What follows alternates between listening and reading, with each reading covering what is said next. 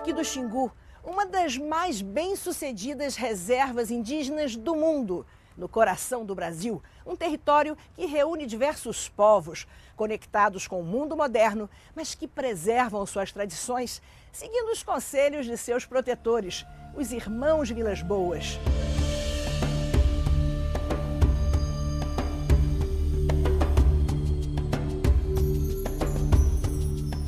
Em 2011, o Parque do Xingu completou 50 anos de existência.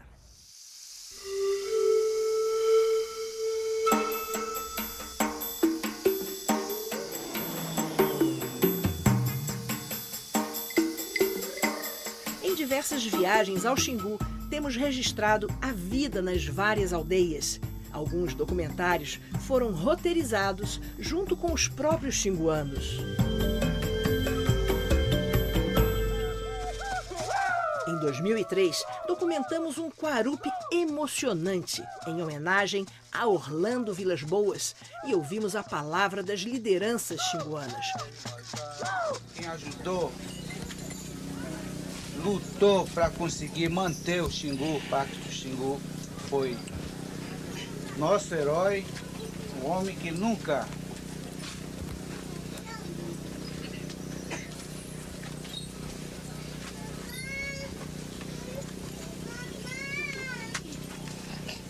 foi Orlando Vilas Boas, um homem que nunca foi explorador.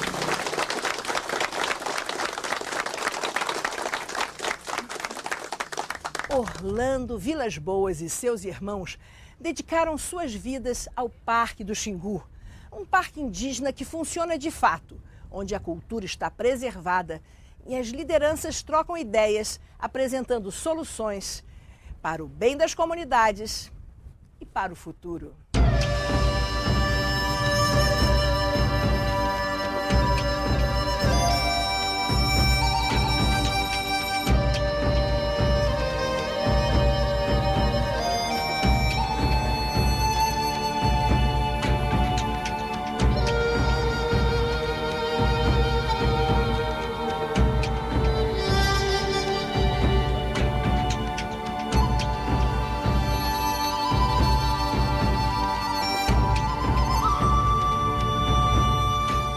O Parque do Xingu, no norte do estado de Mato Grosso, tem 2.800.000 hectares.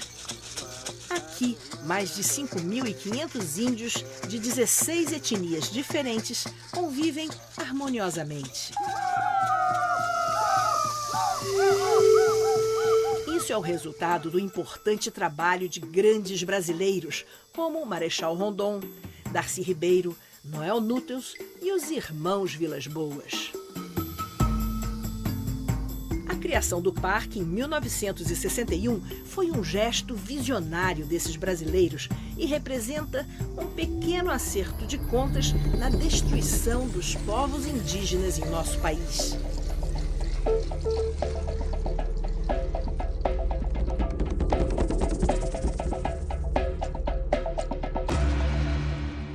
Os irmãos Vilas Boas formaram toda uma geração de líderes indígenas xinguanos conscientes dos perigos do contato com o homem branco, mas ao mesmo tempo grandes diplomatas, negociando com governos, organizações não governamentais e com a sociedade como um todo.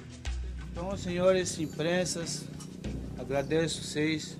Esperamos que leve a nossa mensagem para a divulgação, mostrar a nossa preocupação com a questão do nosso território.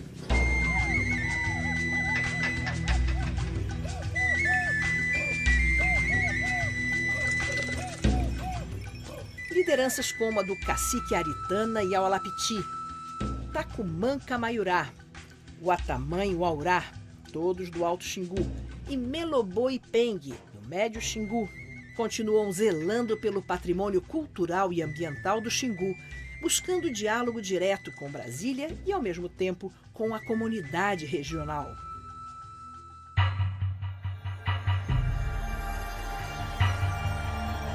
Os irmãos Vilas Boas reuniram diversos grupos indígenas em um território riquíssimo, atravessado pelo rio Xingu. Aqui criaram condições para que essas populações se desenvolvessem. Antes ameaçados pelo avanço da colonização, os grupos indígenas do Xingu passaram a ter, entre 2000 e 2010, um crescimento populacional de 54,24%, acima da média nacional.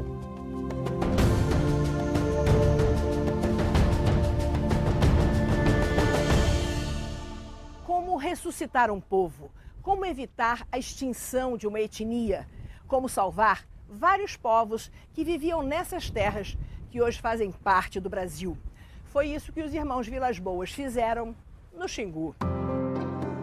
Em 2000, tivemos a honra e o privilégio de fazer uma longa entrevista com Orlando Vilas Boas, onde ele falou do início da criação do parque e sobre a expedição Roncador Xingu. Quando se pensa, né, Orlando, em criação do Parque do Xingu, quando se pensa em proteção, em trabalho sério dedicado às comunidades indígenas do Brasil, a gente pensa nos irmãos Vilas Boas. E é um grande prazer a gente estar aqui conversando com você. Agora, especificamente de Xingu, eu queria que você contasse como é que foi o comecinho do trabalho de vocês, lá, nos idos 30, 40. Acontece que o objetivo da nossa expedição não tinha nada a ver com o índio. O índio foi um acidente na marcha da expedição.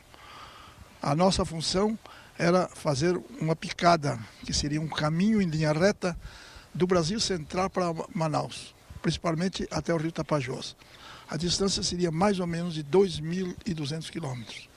E nós levamos essa tarefa até o fim. E quando a gente pensa nesse trabalho junto às comunidades indígenas e pensa na solidariedade com os povos indígenas, a gente tem sempre o Marechal Rondon em nossa mente, não é verdade? Claro, não se pode desligar uma coisa da outra. Esse país tem sido muito ingrato à memória de Marechal Rondon. Podia ser levado em conta de que foi o maior humanista deste século no Brasil, foi o Marechal Rondon. Não só no trato com o próprio índio, como a implantação da política indigenista que perdura até hoje. Aqueles que na realidade querem a preservação do nosso índio, é de que o índio só sobrevive na sua própria cultura. Essa era a tônica de Marechal Rondon. E nós fomos os únicos a ser os seus seguidores nesse sentido. Mesmo porque eles tinham conosco uma deferência muito especial e nós por eles uma admiração muito grande. E tinha aquele lema, morrer se preciso for, matar nunca. A ação do Marechal Rondon dentro da área indígena no Brasil foi muito ingrata para ele, porque era uma ocasião em que os índios ainda eram todos arredios, principalmente na face oeste do Brasil, onde correu as linhas telegráficas. E o Rondon, então, tinha como seus auxiliares imediatos no trabalho duro da picada, aqueles que eram os maus elementos do exército, que iam para lá como castigo. Então o Rondon tinha que olhar essa gente e, ao mesmo tempo, manter uma disciplina altamente rigorosa no contato com índios, em Ambiquara e todos os demais índios que foram encontrando, e Bororo, que foram encontrando no caminho. Então essa política implantada por Marechal Rondon foi extraordinária e ela vinga até hoje, exatamente naqueles que querem a preservação do nosso índio ainda. Em viagem ao Brasil Central, em 1942, o presidente Getúlio Vargas resolveu promover um processo de interiorização do país, criando a Fundação Brasil Central e a Expedição Roncador Xingu. Na época não se deu muita importância a isso, porque eles achavam que era muito difícil um processo de interiorização. Mas o Getúlio tinha razão e no rastro dessa expedição nasceram já perto de 60 cidades. E a população avançou pelo Brasil Central afora. Nesses primeiros contatos, qual era a atitude de vocês? O que o inglês chama de approach, no caso. Seria o seguinte, já nessa época, embora nós estávamos parados na margem do Rio das Mortes, nós havíamos entrado em contato com o Marechal Rondon através de uma carta. A expedição tinha por objetivo entrar na área do Roncador, como as colunas de fumaça estavam mostrando que ali tinha muitas aldeias, pensou-se em criar uma frente militar. Orlando Vilas Boas e seus irmãos foram contra a frente militar. Com a ajuda do Marechal Rondon, que sempre usou estratégias pacíficas de contatos com os índios, a expedição ganhou uma nova configuração. Aí João Alberto disse, já que nós não podemos ter a frente militar, eu recomendaria o senhor, seu coronel, que pusesse na vanguarda dessa expedição os 3 irmãos Vilas Boas. Foi aí que começou tudo. Como quem disse assim, eles não querem a frente militar, então vão eles. E nós fomos. Atravessamos a região Chavante em 11 meses. A expedição Roncador Xingu era formada por 14 homens recrutados nos garimpos, os chamados Homens Sem Lei do Brasil Central. Desde o primeiro dia, da primeira noite que nós acampamos, nós começamos a doutriná-los. Nós fazíamos um fogo, reuníamos os trabalhadores todos em torno do fogo e falavam e convencíamos essa gente de que nós éramos invasores da terra do índio e que se o índio nos repelisse, nós não tínhamos o direito de refutar. Muito bem. Começamos a descobrir naquela gente sem leis do Brasil Central uma personalidade fantástica, fabulosa. Nunca nos deram trabalho. A nossa expedição era paramilitar. Cada trabalhador recebia um mosquetão do exército com 50 tiros. Nunca se deu um tiro.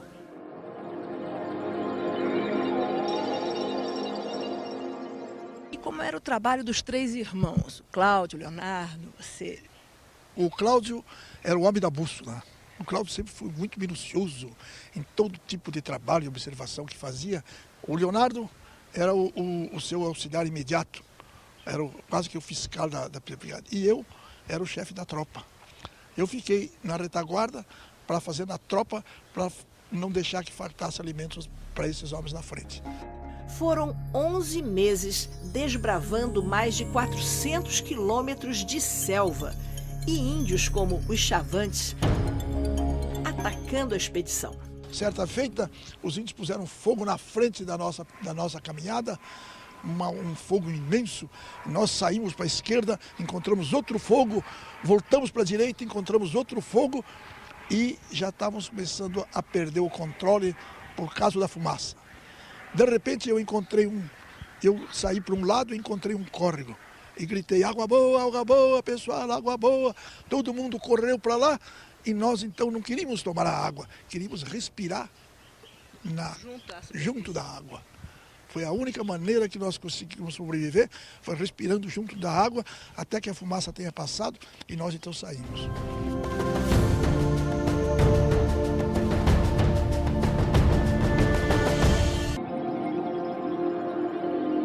Conciliar o novo, a modernidade, o acesso a novas tecnologias com as tradições é realmente o grande desafio das lideranças nesses 50 anos do Parque Indígena do Xingu.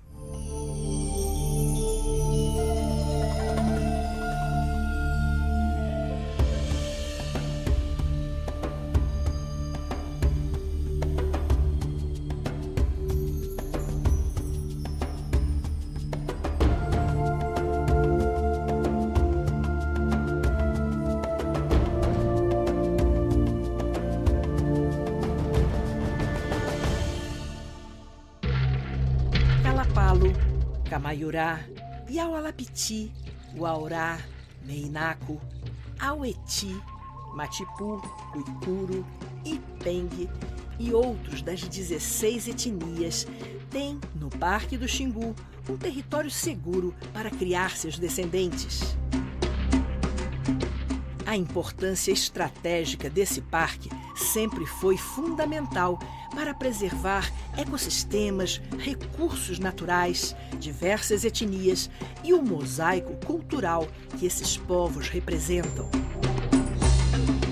Orlando Vilas Boas e seus irmãos sabiam dessa importância e se dedicaram a fazer o contato com os grupos indígenas com o mínimo de agressão à sua cultura.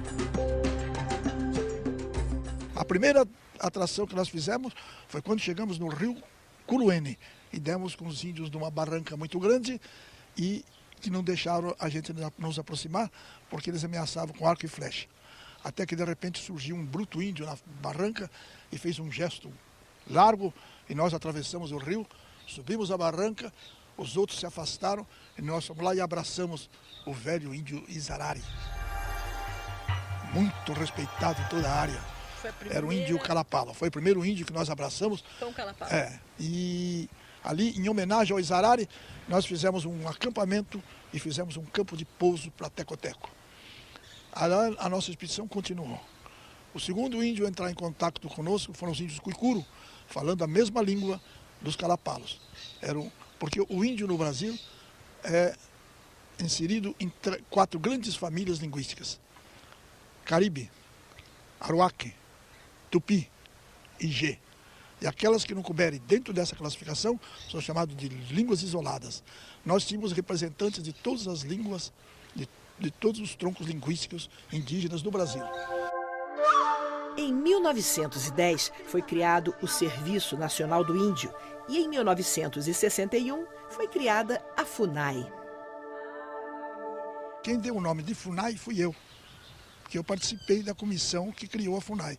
Nas nossas visitas ao Alto Xingu, principalmente ao Alto Xingu, nós percebemos que aquelas comunidades estão numa situação privilegiada em relação às outras do Brasil inteiro, né? Isso se deveu, claro, à geografia, mas basicamente ao trabalho de vocês décadas atrás, criando esse parque, né?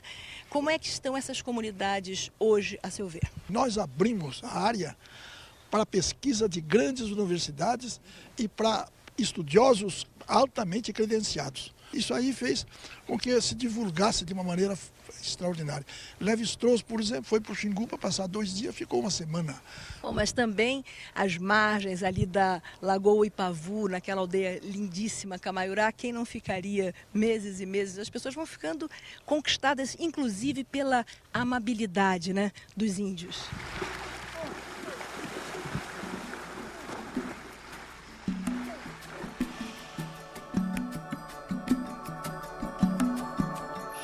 Percebe que o Tacumã Camaiurá é uma liderança forte, né? Claro, o Aritana é a liderança jovem, enfim, para todo o parque. Para nosso futuro também, né? Toda a autoridade do Tacumã está na sua função de por ser um grande pajé. Agora, o Auritana não. O Auritana é um líder de nascença, um líder de formação. Foi nós que criamos essa autoridade do Auritana. Ao contrário do que a gente vê em outras áreas indígenas do país, ali no Alto Xingu, as lideranças não deixam, por exemplo, os jovens irem para a cidade, se embebedar, não deixam entrar refrigerantes, eles preservam mais as tradições. Eu senti isso mais do que, por exemplo, o pessoal do Baixo Xingu, né? Muito mais pelo seguinte, porque no Alto Xingu foi a área mais visitada, mas nós não permitimos entrada de quem quer que fosse com bebida alcoólica na área.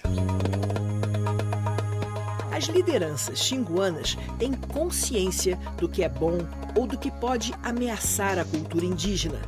Aproveitam o que existe de positivo nas invenções do homem branco e costumam trocar ideias para planejar o futuro das aldeias e de todo o parque. Nós reunimos à tardinha índios de diversas aldeias e faziam uma preleção a todos eles. Hoje são grandes amigos e é uma pequena sociedade de nações. E o Melobô lá no Chicão? Quando nós fizemos a atração, o Melobô era um gurizinho de 5, 6 anos. Como o Chicão era um índio que utilizou os aurá, utilizou os meinacos, aí nós fizemos a atração deles e fizemos as pazes dele com os demais índios. Primeiro, tiramos ele lá de um afluente do rio Ronuro e trouxemos para dentro do parque. Alguns grupos indígenas tentaram voltar às suas terras de origem, mas ao encontrar tudo destruído por fazendas e garimpos, retornaram para a área do Parque do Xingu. O Parque Indígena se destaca nas imagens aéreas e de satélite como uma verdadeira ilha de rios, florestas e biodiversidade.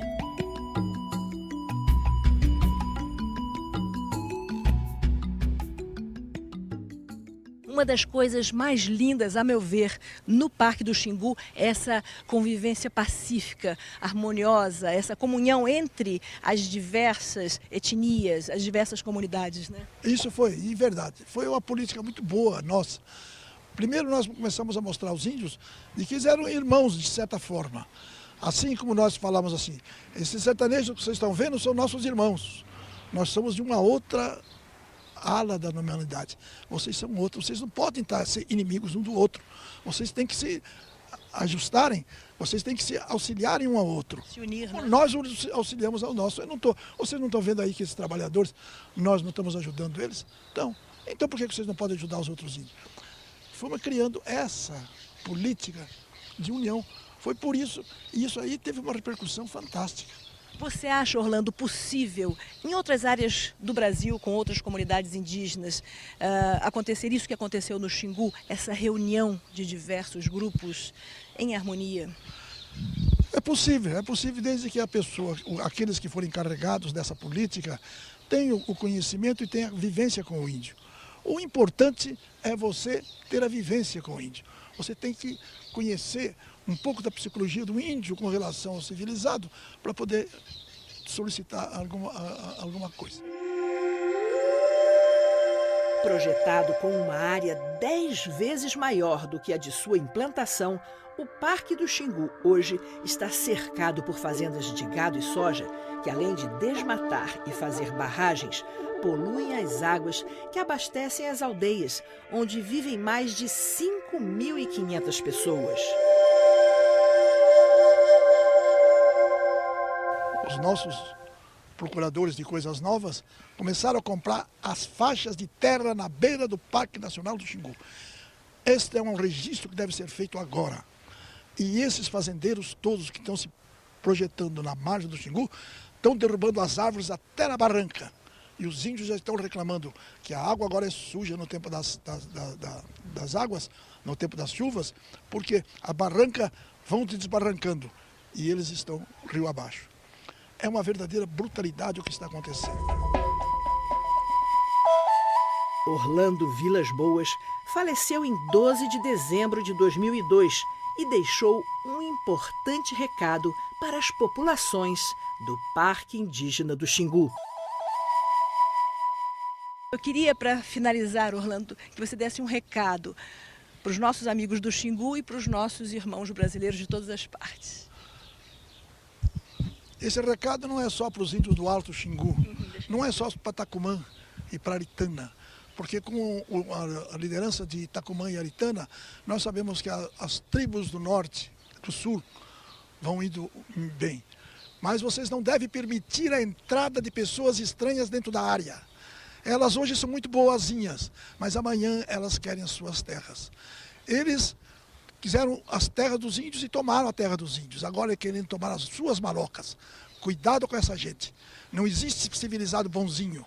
Aqueles que foram bonzinhos já morreram. Marechal Rondon era um deles. Não esqueçam disso.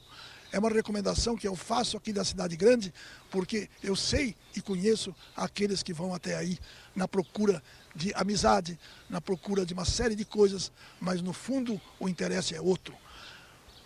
Não sei se vocês sabem o que vem a ser, mas agora a Aritana já sabe e Tacumã também já sabe.